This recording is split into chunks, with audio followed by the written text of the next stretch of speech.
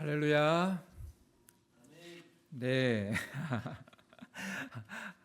예, 우리 이 아프신 분들이 계셔가지고 좀 이게 이제 자리가 비어 있으니까 뭔가 이 반응이 너무 없으셔요. 다시 한번 우리 인사합시다. 사랑하고 축복합니다 하고 옆에 계신 분 좀 인사 좀 합시다. 예, 예. 오늘 하나님께서 우리에게 주시는 말씀은 사도행전 22장 3절에서 11절 말씀입니다. 사도행전 22장 3절에서 11절 말씀을 한 절씩 교독을 하겠습니다.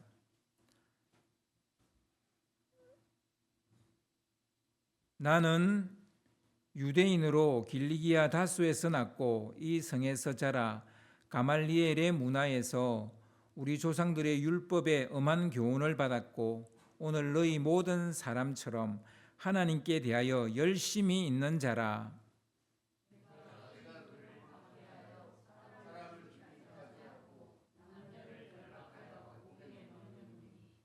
이에 대제사장과 모든 장로들이 내 증인이라. 또 내가 그들에게서 다메섹 형제들에게 가는 공문을 받아 가지고 거기 있는 자들도 결박하여 예루살렘으로 끌어다가 형벌받게 하려고 가더니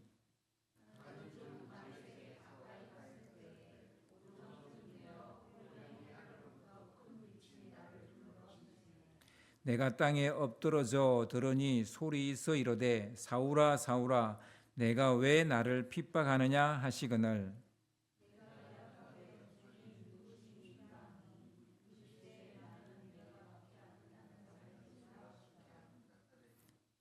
나와 함께 있는 사람들이 비천 보면서도 나에게 말씀하시는 이의 소리는 듣지 못하더라.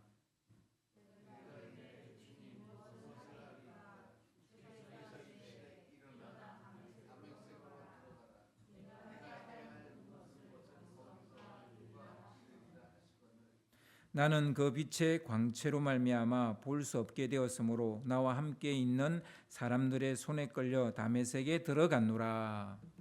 아멘. 예, 우리 최강순 권사님께서 아침에 좀 어지러움을 느끼셔서 지금 급하게 병원에 가셔가지고 지금 뭐 이렇게 검사 중에 있습니다. 뭐 MRI를 찍고 그러고 있는데 아직 원인은 뭐 모르는 상황이고요. 또 우리 이경옥 집사님도 심한 몸살 감기가 오셔가지고 오늘 또 교회 못 오시고 우리 지금 그 조성한 집사님도 오셨는데 보니까 감기가 들어 있습니다. 여러분 뭐 환절기이기도 하고 또 이제 약간의 지병을 가지고 계신 분도 계시고 하시니까 여러분 이 시기에 몸 잘 챙기시고 건강 잘 유지하시기를 바랍니다. 그리고 우리 아프신 분들을 위해서 여러분 꼭 기도해 주시면 감사하겠습니다. 예. 오늘 그 말씀 제목은 길을 잃어야 새로운 길을 찾을 수 있다라는 제목으로 같이 이 말씀을 나누겠습니다. 길을 잃었다는 말이 무슨 뜻입니까? 저는 그 안식년을 떠나기 전에 어느 나라로 갈지, 어떤 도시로 갈지, 가서 무엇을 볼지 여행 목적지를 꼼꼼하게 일정표를 짰어요. 제가 아우리치 갈 때 그 일정표를 짜듯이 아주 꼼꼼하게 뭐 시간까지 날짜 시간 당연히 그리고 그 모든 어떤 그 갈 장소까지 이렇게 꼼꼼하게 일정표를 짰습니다. 태어나서 한 번도 가본 적이 없는 곳을 가게 되고 그리고 또 뭐 언어도 잘 통하지 않는 곳이고 그렇다 보니까 그 여행이 어떻게 되겠어요? 뭐 기차 시간을 그 맞추려고 막 거리를 정확하게 알지 못하니까 막 진짜 기차 안에서 전철 안에서 뛰었어요. 그리고 길을 잃어서 뭐 구글 맵을 가지고 막 길을 찾고 막 두리번거리고 뭐 그러기를 수십 번을 했습니다. 그러니까 어쩌면 내가 보고자 하는 것보다 구걸을 더 많이 받는지도 모르겠어요. 지나간 길을 또 다시 또 지나가고 막다른 길에 다다라서 다시 돌아 나오고 뭐 그러기를 여러 번 했습니다. 그러니까 길을 잃은 적이 수두룩했어요. 그러나 가고자 했던 도시, 보고자 했던 건물과 성당, 그리고 내가 밟아보고 싶어 했던 거리를 거의 다 갔어요. 제가 볼 때 뭐 98% 거의 다 계획했던 대로 갔습니다. 그러니까 길은 잃었었는데 목적지는 갔어요. 보통 길을 잃었다는 것은요, 목적지가 없다는 얘기가 아니에요. 목적지가 있기 때문에 길을 잃는 거예요. 제가 가려고 하는 도시, 가려고 하는 어떤 장소가 없다면 길을 잃을 이유가 없어요. 가질 않으니까. 그러니까 길을 잃었다는 말은 목적지가 있다는 얘기예요. 목적지가 있는데 지금 그 도중에 길을 잘못 들었었거나 다른 길을 갔거나 뭐 이런 얘기인 거죠. 그래서 여러분, 목적지가 없는 사람은 길을 잃지 않습니다. 어디든 뭐 가질 않으니까 길을 잃을 일이 없는 거죠. 여러분, 길을 잃어보지 않으신 분, 나는 길을 잃어본 적이 없다. 이 참 위험한 사람이에요. 목적지가 없다는, 인생의 목적지가 없다는 얘기이기 때문에 참 위험한 사람입니다. 죽음을 앞둔 사람들이 살아온 날을 이렇게 되돌아보면서 반추하면서 가장 후회하는 것 중에 하나, 뭐 여러 가지가 있겠지만 그 중에 하나가 이거라고 합니다. 갈 때까지 충분히 가지 못한 것에 대해서 후회를 한대요. 내가 뭔가를 하고 싶어 했고 뭔가 어디를 가고 싶어 했는데 가다가 도중 하차했다는 거예요. 죽이 되든 밥이 되든 끝까지 가봐야 했었는데 라는 후회. 그러니까 중도 포기해버린 모험들, 시도들, 이것들에 대해서 후회를 한다는 거예요. 길을 잃었다는 것은 적어도 가려고 하는 곳이 있었다는 얘기잖아요. 여러분, 혹 길을 잃었습니까? 가려고 하는 곳이 있다는 얘기니까 너무 낙심하거나 실망하지 마시기 바랍니다. 길을 잃었다고 낙심하면 안 돼요. 내가 가고자 하는 곳이 분명하니까 도리어 내가 내 자신에게 격려를 해줘야 돼요. 나는 가려고 하는 곳이 있고 내가 하고자 하는 곳이 있고 그리고 지금 약간 내가 그 가는 길에 뭔가 좀 헤매고 있다, 이 정도 수준이기 때문에 너무 낙심할 필요는 없는 것 같습니다. 가려고 하는 곳이 없는 사람은 길을 잃지 않지만 그 어느 곳에도 이르지 못하겠죠. 적어도 길을 잃었다는 것조차 모르는 사람이 있어요. 자기가 길을 잃었다는 것, 뭐 목적지가 없다는 것을 모르는 사람도 있고요. 또 목적지는 있는데 그 자기가 길을 잃었다는 걸 모르는 사람도 있어요. 여러분은 어떤 사람입니까? 목적지도 없는 사람입니까? 목적지는 있는데 길을 잃은 사람입니까? 아니면 목적지도 있고 그 길을 잘 가고 있는 사람입니까? 뭐 어느 한 사람이기는 하겠죠. 여러분, 만약에 길을 잃었다면 적어도 자기 자신이 길을 잃었다는 사실은 알고 있는 거잖아요. 이게 대단히 중요한 겁니다. 길을 잃었다는 사실을 아는 것, 그것이 자기 자신을 발견하는 첫걸음입니다. 그래서요, 여러분, 길을 잃었다는 것에 낙심하지 마세요. 내가 길을 잃었구나 아는 것은 굉장히 중요한 발전을 위한 첫걸음이라니까요. 성장을 위한 첫걸음이라니까요. 이거조차 모르는 사람들이 수두룩합니다. 자기가 길을 잃었는지, 심지어는 목적지도 없는 사람이 수두룩합니다.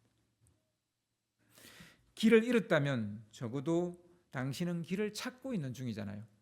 길을 찾고 있는 중이잖아요. 설사 그렇게 느끼지 않는다 해도 여러분은 길을 찾고 있는 거잖아요. 이건 대단한 거예요. 길을 찾고 있다는 건 대단한 거예요. 바울은 길을 잃었던 적이 있습니다. 언제 어디서요? 대략 25년 전 다메섹에서요. 다메섹엔 왜 갔을까요? 여러분 다 아시죠? 다메섹으로 도망친 예수쟁이들을 잡아 족치려고 다메섹에 갔어요. 다메섹에 간 바울의 목적은 땡볕이 내리쬐는 날에 생긴 그림자만큼이나 선명해요. 목적이 너무너무 선명해요. 남녀 가리지 않고 모조리 예수쟁이라면 무조건 잡아서 예루살렘으로 끌고 오게 쳐넣는 거, 이게 바울의 목적이었습니다. 그래서 그게 목적이고 목적지는 다메섹이고, 이 고약한 목적이 그를 움직이는 에너지원이었습니다. 여러분, 목적이 있다는 것 참 중요한 일입니다. 목적이 없는 사람보다 목적이 있는 사람이 중요합니다. 낫습니다. 그런데요, 그 목적이 고약한 목적인지 선한 목적인지 또 이거는 또 따져볼 일인 거죠. 아무튼 바울은 고약한 목적을 가지고 지금 다메섹에 가고 있고, 그 고약한 목적이 그를 움직이는 원동력이었어요. 이런 에너지원을 우리는 열심이라 그래요. 열심. 그러니까 자기가 자기 자신에 대해서 평가하기를 나는 하나님에 대한 열심이 대단하다 이렇게 말하는데, 그 열심이, 그 에너지원이 잘못된 목적에서 나왔는데 자기는 그 열심을 가지고 있었던 사람이다 이렇게 이야기하고 있는 거예요. 여러분, 목적이 없으면요 열심이 생기지 않습니다. 목적이 없는데 열심이 있는 사람이 있습니까? 그런 사람은 여러분 피하셔야 돼요. 소시오패스거나 사이코패스입니다. 그냥 이유도 없이 사람을 죽이는 거예요. 이런 사람 무조건 피하셔야 돼요. 아주 위험한 인물이죠. 사는 게 가장 괴로울 때, 그때가 언제일까요? 요즘 이제 사람들은 육체적 노동이 너무 많으니까 막 노동 시간이 너무 많으면 힘들 거라고 이야기합니다. 그리고 직장 가서 관계가 어려울 때 사는 게 진짜 괴롭다 이렇게 말하는 사람이 많습니다. 쉽지 않죠. 관계가 어려운 거 쉽지 않습니다. 그리고 노동 시간이 길면 쉽지 않습니다. 전 맨날 저희 집사람한테가 아니라 집사람이 다니는 직장 때문에 불만이 조금 이렇게 나와 있습니다. 막 토요일 날도 막 4시 반까지 일을 하니까 주일 준비를 해야 되는데 막 늦게 오니까 제가 이제 집에 올라가는 시간이 늦어지니까 막 그것 때문에 불만이 있어요. 하여튼 노동 시간이 많거나 관계가 힘들거나 그럼 우리 힘들어요. 그런데요, 여러분 사실 이게 힘든 게 아니에요. 진짜 힘든 게 뭔지 아세요? 삶의 목적이 없는 게 진짜 힘들어요. 삶의 목적이 없으면 진짜 힘들어요. 그래서 목적이 없으니까 오욕상실이에요. 내가 뭘 해야 될지도 모르겠고, 목적이 없으니까 뭘 해야 될지도 모르겠고, 어디에 있어야 될지도 모르겠고, 무엇을 해야 될지도 모르겠고. 여러분, 이게 사실은 가장 힘든 거예요.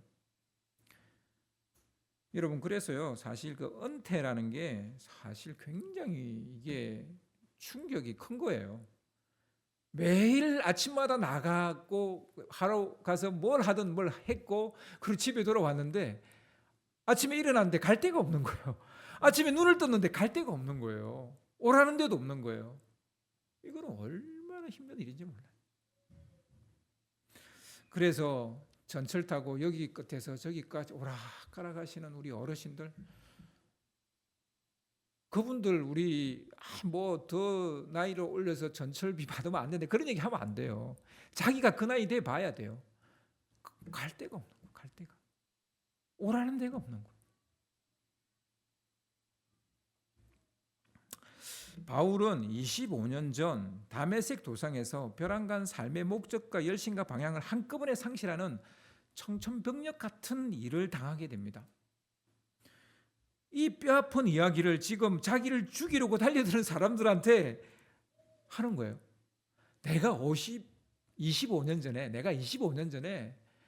내가 모든 것을 잃어버렸던 적이 있다. 이야기를 하는 거예요. 바울은 자기 성공 이야기를 하지 않고 길을 잃었던 이야기를 하는 거예요. 자기가 길을 잃었던 적이 있다. 그 얘기를 하는 거예요.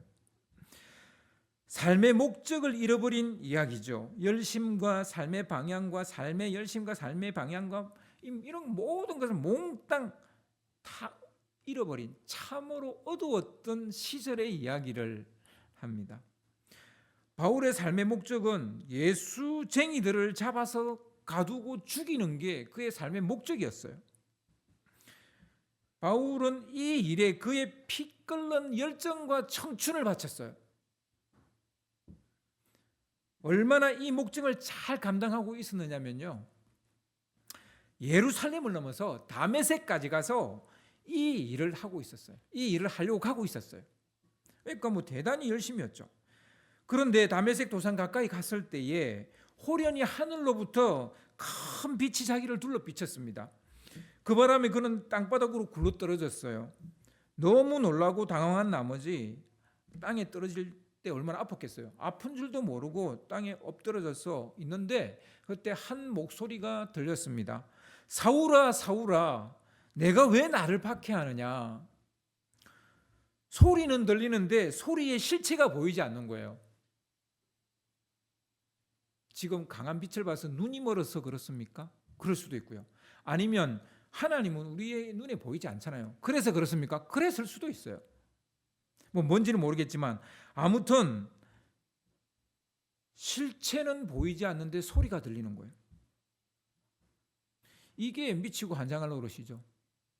실체는 없는데 소리가 들리는 거. 그러나 정말 바울을 미치고 환장하게 만든 것은 저는 이것이 아니었다고 봅니다. 지금까지 자신이 옳다고 생각했던 것이 옳지 않다고 천둥 소리 같은 소리가 자기한테 들린 거예요. 사울아, 사울아, 내가 나를 왜 박해하느냐? 무슨 말이에요? 지금 네가 하고 있는 게 옳지 않다는 거예요. 지금까지 굳게 믿고 지켜왔던 삶의 목적을 어떤 신적인 존재가 날카롭게 문제 제기하는 거예요. 네가 왜 나를 박해하느냐? 네가 하고 있는 게 틀렸다는 거예요. 목적을 이루기 위해 지금까지 쏟아부었던 모든 열심이 한순간에 물거품이 되고 헛짓이 되어버린 거예요. 자기가 살아왔던 모든 삶이 완전히 무가치하고 무의미하고, 그렇다면 여러분 어떻겠습니까? 그거야말로 하늘이 무너지는 거 아니겠습니까? 한순간에 삶을 그 지탱해 주던 그 삶의 중요한, 내가 중요하다고 생각했던 그 기둥들이 와르르 무너져 내리는 느낌, 마음이 어떻겠습니까? 지금까지 자기가 하고 있었던 일이 하나님 보시기에 가장 가치 있고 의미 있고 좋은 일이고 선한 일이고 의로운 일이고 그렇게 생각했거든요. 그랬는데 그게 아니라는 것을 알게 됐을 때 바로 이 지점이 바울로 하여금 미치고 환장하게 만들어요.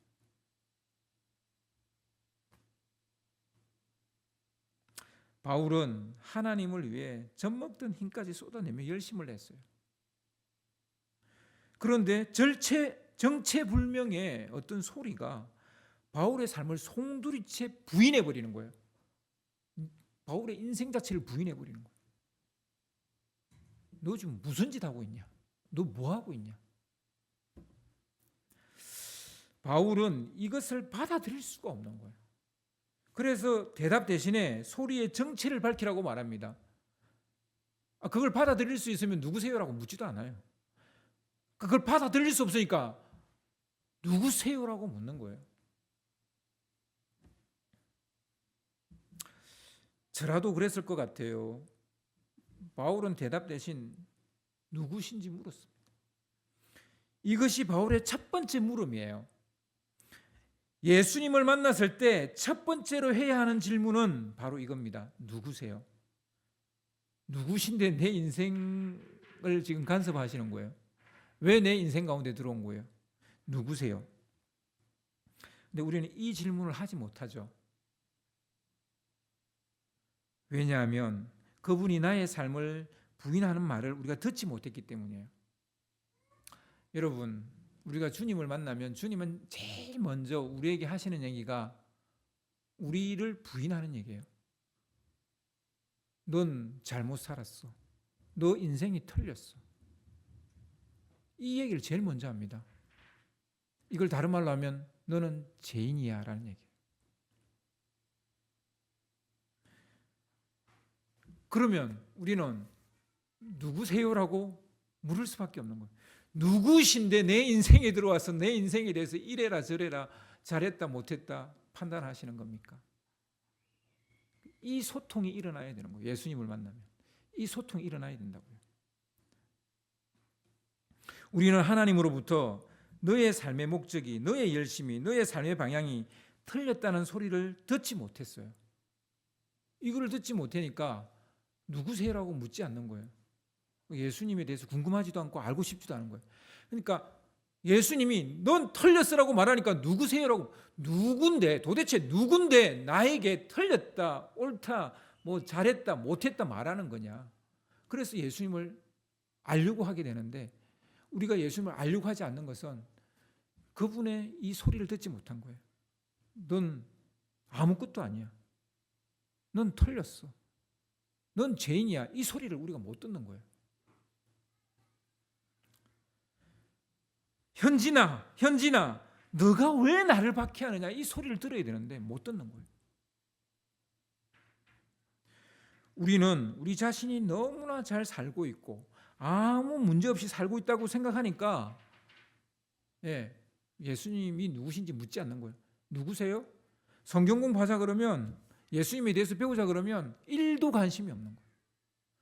그 사람이 뭐 하는 사람인지 관심이 없는 거예요. 누군지 관심이 없는 거예요. 여러분 인생을 송두리째 부인해버리는 사람을 반드시 만나야 돼요. 여러분 어떤 사람이 그냥 사람이에요. 하나님 아니에요. 예수님 아니에요. 어떤 사람이 여러분 자신을 부인을 하잖아요. 그럼 기분 나쁘죠. 지가 뭔데? 그런데요 반드시 그런 얘기를 들어야 돼요. 그게 사람이라 할지라도 나를 부인하는 네 이론이 틀렸어. 네 주장이 틀렸어. 이런 얘기 들어봐야 된다니까요. 들어봐야 내가 내 자신을 돌아본다고요. 근데요 어떤 이론 어떤 삶의 조그만 어떤 계획 이런 게 아니라 내 인생을 송두리째 넌 틀렸어. 넌 지옥행이야. 이 얘기를 들어야 예수님한테 누구세요라고 묻게 된다는 거예요. 예수님을 알고 싶어 하게 된다는 거예요. 여러분 정말 아무 문제 없습니까? 정말 그렇습니까? 여러분 정말 잘 살고 계십니까?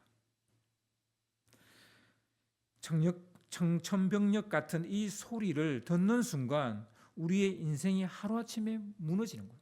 이런 소리를 들을 때 우리가 일단 무너져야 되는 거예요. 바울의 인생은 한 번의 파도에 무너져버린 모래성처럼 하루아침에 이 한마디 말에 무너져버리는 거예요. 와르르 만약 이 소리를 들었다면 우리는 첫 번째 질문을 반드시 해야 됩니다. 누구세요? 이 천둥 같은 소리를 듣고 자기 붕괴를 직감하는 순간 이 질문이 튀어나오는 거예요. 누구세요? 도대체 누구시길래 내 인생을 잘했다 못했다 판단하시는 겁니까? 당신이 뭔데? 그때 정체불명의 소리가 자신의 존재를 드러내시는 거예요. 누구라고 물어야 그분이 자기 존재를 드러내시는 거예요. 어떻게 드러내십니까? 나는 너가 박해하는 나사렛 예수다. 네가 박해하는 그 나사렛 예수다라는 거예요. 그 정체불명의 존재가 그 소리가 자기 존재를 드러내시는 거예요. 바울은 해머로 뒤통수를 맞은 듯이 머리가 하얗게 됐어요. 그리고 너무 놀랐나 보지 머리카락이 쭈뼛이 서고 피가 거꾸로 흐르는 것을 느꼈을 거예요. 여태껏 바울은 예수가 하나님의 아들이라는 말도 그가 그리스도란 말도 믿지 않았어요. 거짓말쟁이들의 헛소리에 불과하다 이렇게 생각했어요. 믿지 않는 정도가 아니라 예수 믿는 자들을 잡아 족치는 행동대장의 그 선봉에 서 있었습니다. 그런데 이게 웬일입니까? 그렇게 틀렸다고 생각했던 존재가 진짜 하나님의 아들이었고 그리스도였다는 거예요. 그가 틀린 것이 아니라 자기가 틀린 거예요. 예수쟁이들이 틀린 게 아니라 자기가 틀린 거예요. 이것을 처음으로 깨닫는 순간, 내가 태어나서 10년을 살고 20년을 살고 30년을 살았는데 어느 순간 예수님을 만나는 순간 내가 살고 있던 삶, 내가 열심히 했던 이 모든 것들이 아무것도 아니라는 사실을 깨닫는 그 순간, 그때 우리는 진정으로 예수님을 만난 거예요. 이것이 회개이고 회심입니다. 자기가 잡아 족치려고 했던 사람들이 옳은 것을 붙잡고 있었던 거죠. 그들을 잡아 족친 자기가 틀렸다는 것을 깨닫는 순간 하늘이 무너져 내리는 것만 같은 거죠. 나는 뭐 하고 살았지 이때까지? 현재 바울에게 가장 힘든 것이 무엇이었을까요? 바로 이겁니다. 무너져 내렸기 때문에, 완전히 무너져 내렸기 때문에 목적이 박살이 났어요. 열심히 박살이 났어요. 방향이 박살이 났어요. 산산조각 났어요. 이제 어디로 가야 될지, 무엇을 해야 될지 모른다는 사실이 바울을 가장 괴롭게 했어요.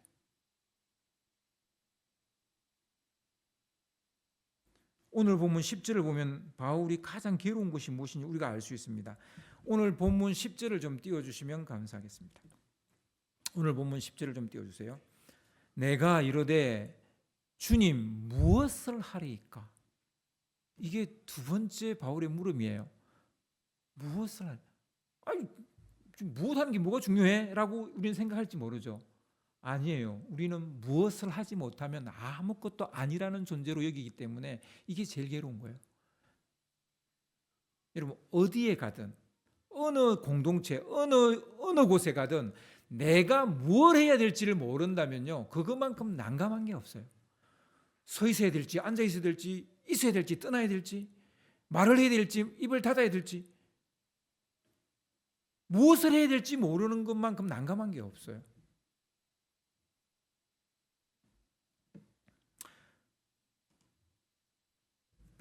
무엇을 해야 할지 모르겠다는 말은 어디로 가야 할지 길을 잃었다는 얘기예요. 길을 잃어버린 거예요. 바울은 다메섹 도상에서 길을 잃어버린 거예요. 자기는 이 길이 가장 가치 있고 의미 있고 좋은 길이고 선한 길이라고 생각했는데 그게 아니었던 거예요. 길을 잃어버린 거예요. 모든 것이 무너졌습니다. 삶의 목적도 열정도 방향도 모두 곤두박질치고 하나도 서 있는 게 없는 거예요. 아무것도 서 있는 게 없는 거예요. 어디로 가야 할지 무엇을 해야 할지 아무것도 없는 황량한 벌판에 홀로 서 있는 그 느낌. 저기가 북쪽인지 저기가 남쪽인지 저기가 동쪽인지 저기가 서쪽인지 알 수가 없어요. 어디로 가야 할지를 모르는 황량한 벌판. 우리도 바울처럼 길을 잃을 때가 있습니다. 그러나 너무 당황하거나 허둥대지 마시기를 바랍니다. 길을 잃었을 때 나의 현 주소를 알게 되기 때문에 내가 길을 잃었구나. 내 삶의 목적도 내 열심도 내 방향도 다 틀렸구나. 이것만 알아도요. 이것만 알아도 이제 인생이 달라지기 시작하는 거예요. 내가 가려고 하는 길이 생명의 길인지 멸망의 길인지 알게만 돼도 길을 잃어봐야 자신의 무능과 한계를 깨닫게 됩니다. 자신의 지식이 얼마나 빗나가 있는 지식인지를 알게 됩니다. 자신의 믿음이 얼마나 부족한지를 알게 됩니다. 잘못된 목적에 열심을 내고 있었다는 것을 알게 됩니다. 여러분 제라는 히브리어가 레하흐티라는 말인데요. 레하흐티. 이게 무슨 말이냐면 실수를 저지르거나 목표물을 조금 빗나가는 것을 말합니다. 활을 쐈을 때 그 관역에 가서 딱 화살이 꽂혀야 되는데 그게 빗나갔을 때 그걸 뭐라고 그러냐면 레하흐티 그렇게 말합니다. 죄는 레하흐티예요. 빗나간 거예요. 하나님 아닌 것을 찾고 의지하고 있으면 이게 빗나간 거죠. 그러니까 우리가 붙잡아야 될 하나님이 아닌 다른 걸 붙잡고 있는 거예요. 우상이나 타 종교의 신이나 그리고 뭐 돈이나 물질이나 이런 걸 붙잡고 있다면 이게 레하흐티예요. 죄입니다. 그리고 하나님의 뜻이 아닌 것을 붙잡고 사는 거 이게 죄입니다. 우리는 죄 그러면 자꾸 도덕적이고 윤리적인 죄만 생각하는데 물론 그것도 죄입니다. 그런데 그것이 원래 성경이 말하는 죄가 아니에요. 원래 성경이 말하는 죄는 하나님 아닌 것을 붙잡고 있는 인생, 그 인생이 죄인인 거예요. 하나님의 뜻이 아닌데 그 길을 열심히 하고 있는 그 사람이 죄인인 거예요. 바울은 처음으로 자신이 얼마나 바보 멍충이인지 깨달은 거예요. 무엇을 해야 하는지 처음으로 알지 못해요. 지금까지는 자기가 뭘 해야 되는지가 너무나 명확했어요. 땡빛에 내리쬐는 그 햇빛, 자기 그림자가 햇빛이 내리쬐면 너무나 정확하게 자기 그림자가 있잖아요. 그것처럼 명확했어요. 그런데 처음으로 자기가 뭘 해야 될지 모르겠는 거예요. 바보 멍충이가 된 거예요. 헬라어가 중요하다고 해서 조개 헬라어 공부했습니다. 그리고 헬라 철학이 중요해서 선행학습을 해서 헬라 철학에 능통했습니다. 박 터지게 공부했어요. 그리고 원어민 수준으로 히브리어를 구사하는 실력을 갖추고 있었고요. 율법은 그 당시에 가장 뛰어난 랍비였던 가말리엘 문화에서 배웠어요. 엄한 율법 교육을 받았습니다.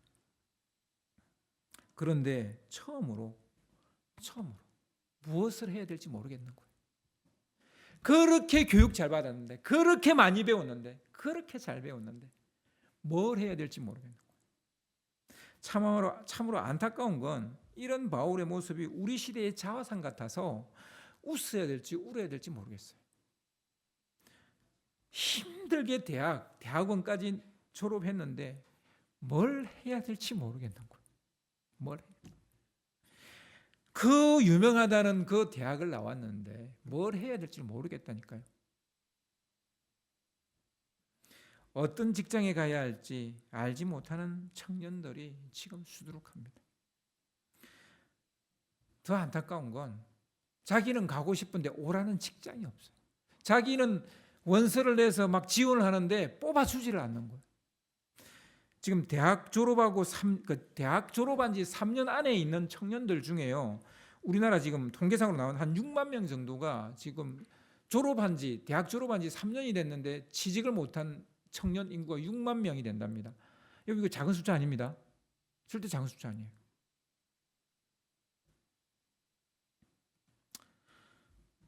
모태신앙이거나 믿은 지 수십 년이 지났는데도 여러 선교 공부와 제자 훈련과 매주 설교를 들었는데도 자신의 부르심의 자리가 뭔지를 몰라요. 심지어 자신이 길을 잃었다는 것조차 모르는 사람도 너무 많아요. 그나마 원서라도 내는 사람은 자기가 길을 잃었다는 걸 알기 때문에 막 원서라도 내죠. 근데 아예 히키코모리가 돼가지고 은둔형 외톨이가 돼가지고 그런 것 자체를 아예 하지 않는 그런 사람도 있어요. 어디로 가야 할지 무엇을 해야 될지를 모른다는 거예요. 모든 두려움은 모르는 데서부터 나오는 거잖아요. 그래서 우리는 그 어느 시대보다도 더 불안한 시대를 삽니다. 여러분, 우리 이제 지금 70세, 80세이신 분들이 그 6.25 전쟁을 겪었고, 그리고 그 위에 또 세대들은 이제 일제 강점기를 겪었습니다. 나라를 빼앗겼습니다. 그런데요, 그때보다 지금의 현대인들이 더 불안한 거 아세요? 나라를 찾아야 되겠다는 목적이 있잖아요. 6.25 전쟁으로 완전히 폐허가 된 이 땅덩어리를 다시 일구어야 된다는 목적이 있잖아요. 그러니까요, 그 전쟁과 그 고통을 겪었을 때보다도 지금은 뭘 해야 될지 모르니까 지금이 더 사실은 불안한 거예요. 그래서 지금 젊은 세대가 이제 MZ 세대라 그러죠. 이 MZ 세대가 가장 불행한 세대입니다. 뭘 해야 될지를 몰라요. 사실 6.25 전쟁을 겪은 세대보다 일제 강점기를 겪었던 세대보다 더 불행해요. 그 이유는 몸이 고달파서 할 일이 많아서 이런 게 아니에요. 일할 시간이 길어서 이런 거 아니에요. 뭘 해야 될지 모르는 거예요. 그러나 이런 시간이 또 우리에게 필요하다는 사실을 아세요? 완전히 무너져 버린 시간. 목적도 열심도 방향도 다 무너져 버린 그 시간이 여러분 필요하다는 사실을 아세요? 철저하게 무기력하고 아무것도 보지 못하는 그 자리에 서 본 경험이 필요해요. 지금 바울은 아무것도 할 수 없어요.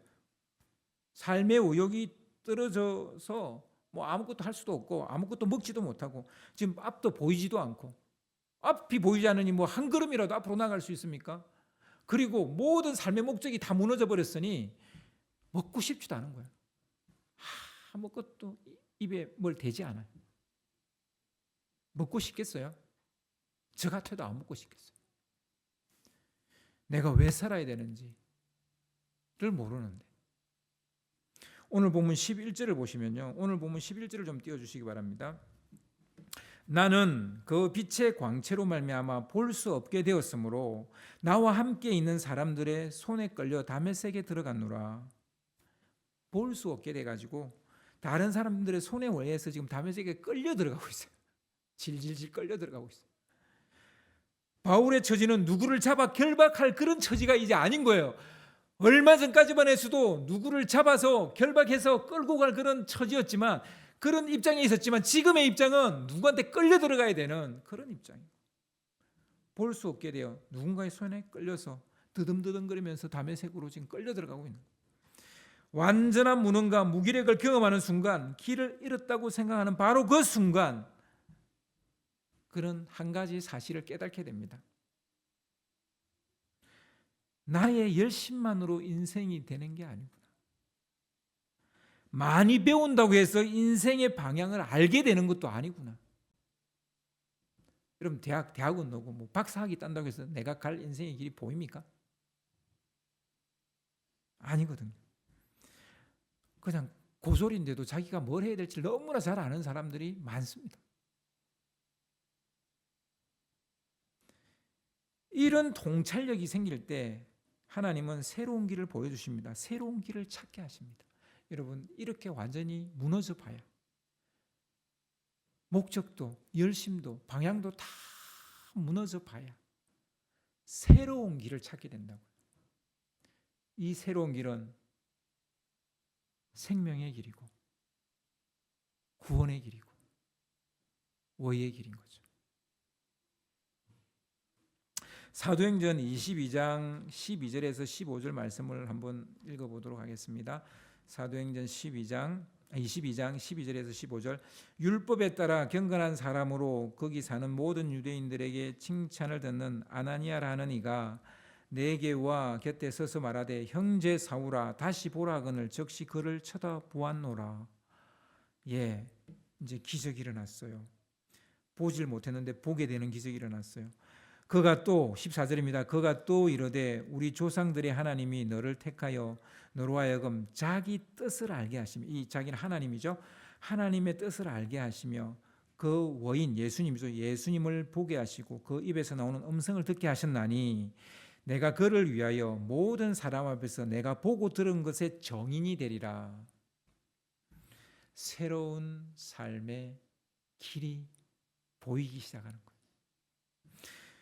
주께서 다시 보게 하시고 가야 할 길을 말씀해 주지 않는다면 우리는 영영 길을 찾지 못할 겁니다. 하나님께서 아나니아를 바울에게 보내십니다. 안수하여 다시 보게 하십니다. 그리고 가야 할 길을 말씀해 주십니다. 누구에게나 다메섹의 경험이 그래서 필요한 거예요. 완전히 길을 잃는 경험, 그리고 다시 새로운 길을 찾는 경험, 이게 다메섹의 경험인 거예요. 우리는 이게 필요한 거예요. 진정으로 새로운 길을 원한다면, 생명의 길, 빛의 길을 원한다면 이전의 길을 잃어야 되는 거예요. 잃어야 새 길을 찾을 수 있는 겁니다. 열왕기상 19장 10절과 14절 말씀을 보면요, 바울과 비슷한 처지에 놓인 엘리야를 우리가 볼 수 있는데요, 그도 새로운 길을 알지 못했기에 깊은 수렁에 빠지는 외롭고 힘든 시간을 보내게 됩니다. 엘리야가요. 한번 볼까요? 10절 먼저 보겠습니다. 그가 대답하되 내가 만군의 하나님 여호와께 열심히 유별하오니 이는 이스라엘 자손이 주의 언약을 버리고 주의 제단을 헐며 칼로 주의 선지자를 죽였음이오며 오직 나만 남았거늘 그들이 내 생명을 찾아 빼앗으려 하나이다. 14절을 보겠습니다. 그가 대답하되 내가 만군의 하나님 여호와께 열심히 유별하오니 이는 이스라엘 자손이 주의 언약을 버리고 주의 제단을 헐며 칼로 주의 선지자를 죽였음이오며 오직 나만 남았거늘 그들이 내 생명을 찾아 빼앗으려 하나이다. 똑같은 말을 지금 반복하고 있습니다. 엘리야가 하나님께 하고 있는 거죠. 한마디로 무슨 말이에요? 내가 정말 열심히 정말 대단했는데, 턱심을 가지고 있었는데, 근데 지금 이스라엘 자손들은 다 바알 선지자나 바알 믿는 사람들을 위해서 다 죽고, 그리고 선지자들도 다 죽고 자기만 혼자 남았다. 이 얘기를 지금 계속 반복해서 하고 있는 거예요. 한마디로 이제 나는 뭘 어떻게 해야 될지 모르겠다는 거예요. 주님 하라는 대로 다 했는데요, 근데 지금 이제 나는 뭘 해야 될지 모르겠어요. 길을 잃어버렸다. 살아야 될 의욕을 잃어버린 거예요. 열심이라는 이 마음밭이 완전 쑥대밭이 되어버린 거예요. 열심히 확 하루아침에 사라져버린 거예요. 엘리야는 이 말을 되풀이합니다. 그러자 하나님께서 이렇게 말씀하시죠. 그래서 열왕기상 19장 15절에서 17절 말씀을 보면 이런 말씀이 나옵니다. 여호와께서 그에게 이르시되 너는 내 길을 돌이켜 광야를 통하여 다메섹에 가서 이르거든 하사엘에게 기름을 부어 아람의 왕이 되게 하고 너는 또 님시의 아들 예후에게 기름을 부어 이스라엘 왕이 되게 하고 또 아멜므홀라 사바스의 아들 엘리사에게 기름을 부어 너를 대신하여 선지자가 되게 하라. 그리고 하사엘의 칼을 피하는 자는 예후가 죽일 것이요 예후의 칼을 피하는 자는 엘리사가 죽이리라. 엘리야도 바울처럼 길을 잃어버렸어요. 목적도 삶의 열심도 방향도 다 상실했어요. 길을 잃는 순간 컨트롤할 수 있는 힘이 없는 거예요. 그러니까 완전 무기력에 빠지고 무능함으로 그냥 완전히 쓰러져 버립니다. 그래서 로뎀 나무 아래서 죽여달라는 거예요. 하나님 그냥 저를 죽여주세요. 이렇게 살 바에야 그냥 죽여주세요. 이렇게 얘기하는 거예요. 그렇게 길을 잃고 쓰러져 있을 때 주님께서 바로 이 열왕기상 19장 15절 17절 말씀을 주시는 거예요. 새로운 길을 열어주시는 거예요. 너가 해야 될 일. 왜 엘리야가 무너졌습니까? 그 다음으로 해야 될 일을 몰랐기 때문에, 무엇을 해야 될지를 몰랐기 때문에. 이세벨은 자기를 죽이려고 막 이렇게 옥죄어 오는데 자기는 뭘 해야 될지 모르겠는 거예요. 여러분, 이 크레스 이게 두 번째 질문이 굉장히 중요해요. 내가 무엇을 하리까? 첫 번째 질문 누구세요? 두 번째 질문 내가 무엇을 하리까? 우린 반드시 이 두 가지 질문을 해서 답을 찾아야 돼요. 그래야 인생이 되는 거예요.